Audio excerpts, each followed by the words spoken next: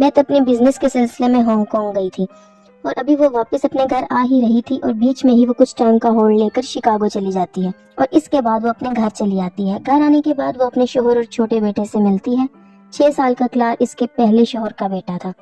ایک دن اچانک بیتھ بیمار ہو جاتی ہے۔ اگلے دن اس کو سیزرز آنے لگتے ہیں اور مچ اسے ہاسپٹل لے کر جاتا ہے۔ وہاں اس کی ڈیتھ ہو جاتی ہے۔ ڈاکٹرز کو اس کی بیماری کی وجہ سمجھ نہیں آتی۔ پوری دنیا میں لوگ بیمار ہوتے ہوئے نظر آنے لگتے ہیں۔ یہاں مچ گھر آتا ہے تو اسے پتا چلتا ہے کہ کلارک کی بھی ڈیتھ ہو چکی ہے۔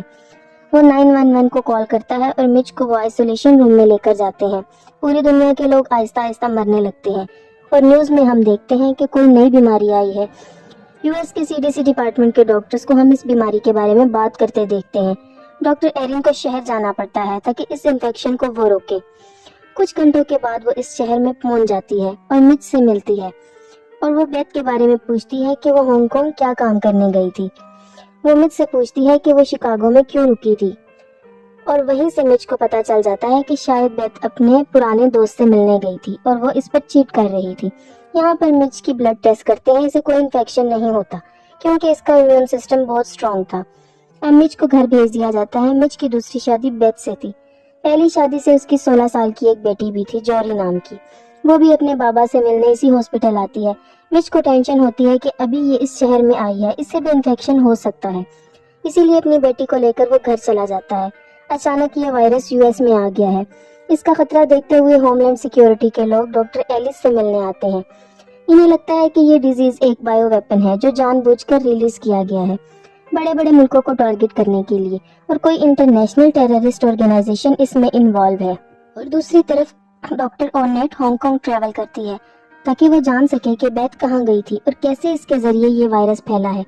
اسی ریسرچ کے دوران پتہ چل جاتا ہے کہ یہ وائرس سور اور چمگادڑ کے جینیٹک مٹیریل سے بنا ہے اور لوگ وائرس پر اسٹڈی کر رہے ہیں تاکہ کوئی ویکسین تیار ہو سکے، پر ابھی تک اس پر کام نہیں ہو پا رہا کیونکہ جس بھی سیل میں اس وائرس کو ڈالتے ہیں وہ کچھ ہی دیر میں مر جاتا ہے، اور ابھی تک 8 ملین لوگ انفیکٹ ہوئے تھے اس وائرس سے۔ ہر 12 آدمیوں میں سے ایک کو یہ انفیکشن ہونے کا خطرہ تھا۔ ان کے بچنے کے چانسز 25 سے 30% ہی تھے۔ یہاں پر انفیکشن زیادہ بڑھے نہ، اس لیے گورنمنٹ ایک فیصلہ لیتی ہے، جو بھی انفیکٹڈ سٹی ہیں ان کو پورا آئسولیٹ کر دیتی ہے، یعنی کہ کوئی بھی اس شہر سے باہر جا نہیں سکتا۔ 21واں دن تھا اور یہاں پر CDC میں ڈاکٹر ایلس کو ای میل آتا ہے جس سے ان کو پتا چلتا ہے NEV وائرس جو ہے اس کا اوریجن افریقہ سے آیا ہے اور یہ HIV سے بھی زیادہ ڈیڈلی وائرس ہے۔ ان کی ریسرچ چل ہی رہی تھی، الگ الگ سیمپل کی ویکسین وہ بنا رہے تھے اور بندروں کے اوپر ٹیسٹ کر رہے تھے، مگر یہاں پر ان کو کامیابی نہیں ملتی۔ آفیسز، اسکول، کالجز، ایئرپورٹ، راستے ایک بھی انسان نہیں تھے، سب لوگ ڈر کے مارے اپنے گھر میں بیٹھ رہے تھے۔ فائنلی 29واں دن آتا ہے جہاں پر CDC کے لیب کے ڈاکٹرز تھے، انہیں ایک کامیابی مل جاتی ہے۔ ابھی بھی انسانوں کے اوپر ٹیسٹ کرنا باقی تھا۔ یہ پوری پروسیس کافی لمبی تھی کہ جو بھی انفیکٹڈ پیشنٹ ہیں ان کے پہلے پرمیشن لینی ہوگی اور پھر پیپر سائن کرنے ہوں گے۔ اسی لیے ڈاکٹر ایلس ایک خطرناک طریقہ سوچتی ہے جس میں ان کی خود کی بھی جان جا سکتی ہے۔ وہ پہلے تو اس ویکسین کا سیمپل خود کو انجیکٹ کرتی ہے۔ وہ اپنے فادر کو ملنے جاتی ہے جو اسی وائرس سے انفیکٹڈ تھے۔ ماسک نکال کر ان سے کافی دیر تک بات کرتی ہیں۔ اب اس بات کو 2 سے 3 دن گزر جاتے ہیں۔ ڈاکٹر ایلی کو اس وائرس کا کوئی بھی انفیکشن نہیں ہوتا، یعنی کہ ان کا خود پر ایکسپیریمنٹ سکسیس ہوا تھا۔ یہاں پر WHO اور باقی آرگنائزیشن کو یہ ڈکلیئر کر دیا جاتا ہے کہ ہمیں ویکسین سکسیسفلی مل گئی ہے اور پوری دنیا میں یہ نیوز انٹرنیشنل لیول پر بتا دی جاتی ہے۔ ویکسین کے پروڈکشن میں کافی ٹائم لگ جاتا ہے، اتنے زیادہ لوگ ہوتے ہیں، اسی وجہ سے US گورنمنٹ ایک لاٹری سسٹم نکالتی ہے کہ جس کا برتھ ڈیٹ نمبر اس میں آئے گا اسی کو وہ ویکسین ملے گی، اور نیکسٹ لاٹری واپس 3 ماہ کے بعد آئے گی۔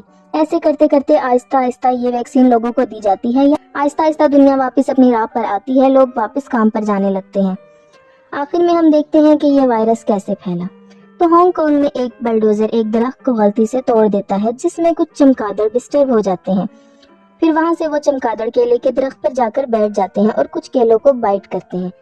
اب وہاں سے چمگادڑ ایک پگ فارم میں جاتے ہیں اور ایک چمگادڑ کیلے کو گرا دیتا ہے اور ایک پگ اسے کھا لیتا ہے۔ اب پگ کو اگلے دن کیسینو میں لے کر جاتے ہیں اور اسی پگ کو صاف کرتے کرتے ہاتھ ایک آدمی اپنے ایپرن سے پونچھ دیتا ہے اور کیجولی بیتھ سے جا کر ہاتھ ملا لیتا ہے، اور اسی طرح یہ چمگادڑ اور پگ کا وائرس بیتھ کے تھرو پوری دنیا میں پھیل جاتا ہے۔